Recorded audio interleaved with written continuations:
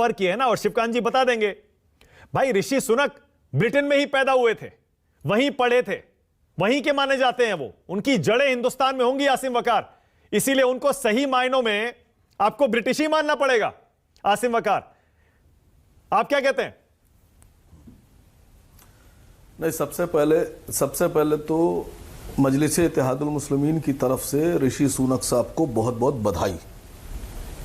देखिए, वो चाहे वो ब्रिटेन के नागरिक हों, अमेरिका के हों, लेकिन उनकी जो जड़ें हैं वो भारतीय हैं। हाँ।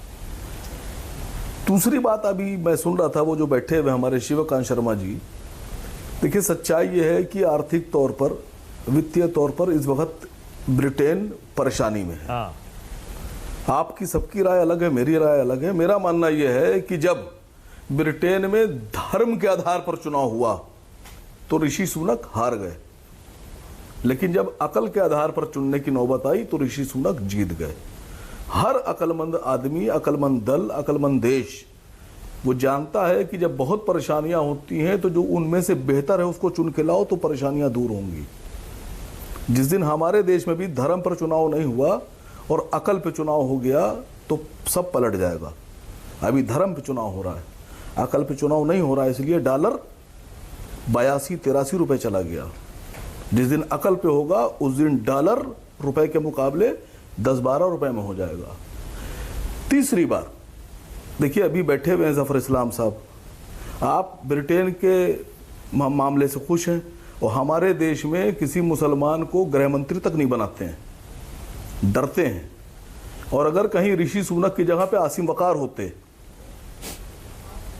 तो आज आरएसएस और बीजेपी के लोग ये प्रचार कर रहे होते ये गजवाए ब्रिटेन हो गया। पर होम मिनिस्टर तो मुस्लिम बने हैं आसिम वकार हिंदुस्तान में। एक दो नाम तो मैं ही बता दूंगा आपको। अभी बात बीजेपी की हो रही है सर। हाँ।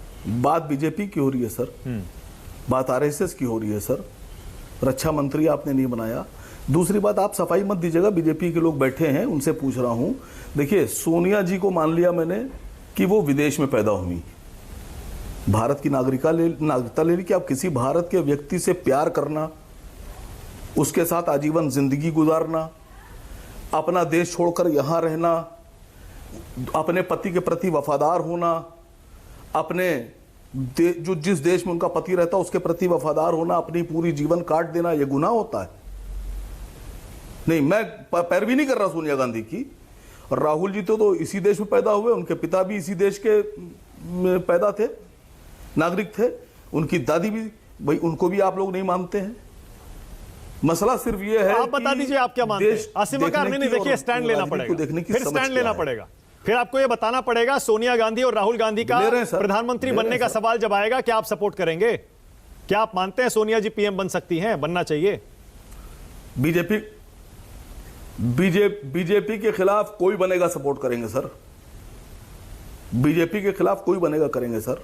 ओके। और हमें पता है, हम लोग अपनी अकल जानते हैं, हमें अपनी अकल पे भरोसा है। हमें पता है कि देशद्रोही कौन है और देश प्रेमी कौन है। हमें अपनी अकल पे भरोसा है, हम पहचानते हैं, हम जानते हैं देश प्रेमियों को और देशद्रोहियों को। मैंने आपसे कहा ना, आपसे सवाल मैं पूछ रहा हूं कि डॉलर 82-83 रुपए हो जाए तो आदमी कह रहा नहीं बिल्कुल ठीक, पेट्रोल 100 रुपए में बेचेंगे, एक साहब मुझसे बोलेंगे 300 में बेचेंगे तब भी लेंगे, चुनेंगे मोदी जी को। साहब ऐसे धन्य लोग जहां जिस देश में होंगे उनको तो प्रणाम कीजिए और नमस्कार कीजिए और सलाम कीजिए।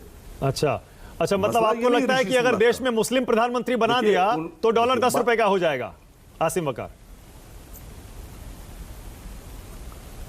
अकलमंद को बनाइए, बात मुस्लिम की नहीं हो रही है।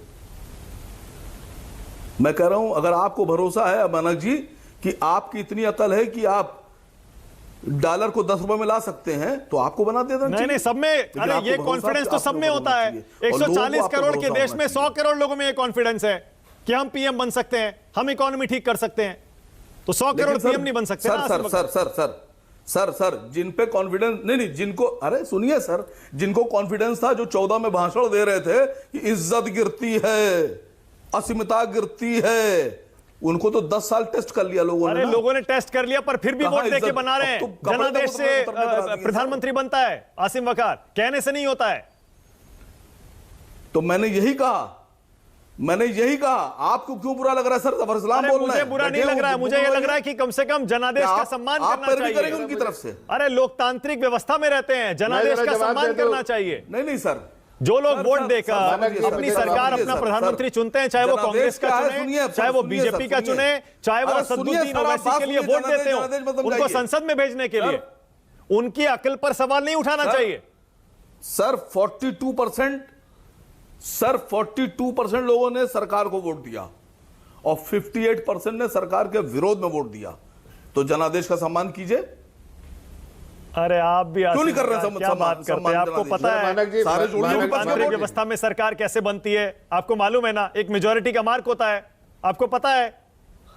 उसके बाद भी 272 चाहिए होते हैं। क्या इनके पास 300 हैं। लोकतांत्रिक व्यवस्था में सर, लोकतांत्रिक व्यवस्था में, अरे सर, लोकतांत्रिक व्यवस्था में क्या यह सवाल पूछना गुनाह है कि आपने तो वादा किया था कि डॉलर का रेट कम कर देंगे, आपने बढ़ा दिया? बिल्कुल गुनाह नहीं है। यह सवाल रोज पूछिए, मैं आपके साथ खड़े होकर पूछूंगा। पूछिए सवाल, डॉलर पर, इकोनॉमी पर, महंगाई पर, मैं आपके साथ पूछूंगा। लेकिन जब आप ये कहेंगे कि अल्पसंख्यक पीएम बना दो, तो मैं आपसे ये पूछूंगा कि वोट कहां है? मुझे कटघरे में आपकी पार्टी चाहती है मुस्लिम पीएम बने, वोट कहां है? जब वोट मिलेगा तब तो पीएम बनेगा अल्पसंख्यक पीएम आसिम वकार। नहीं सर, आप हमारी पार्टी पे इल्जाम मत लगाइए।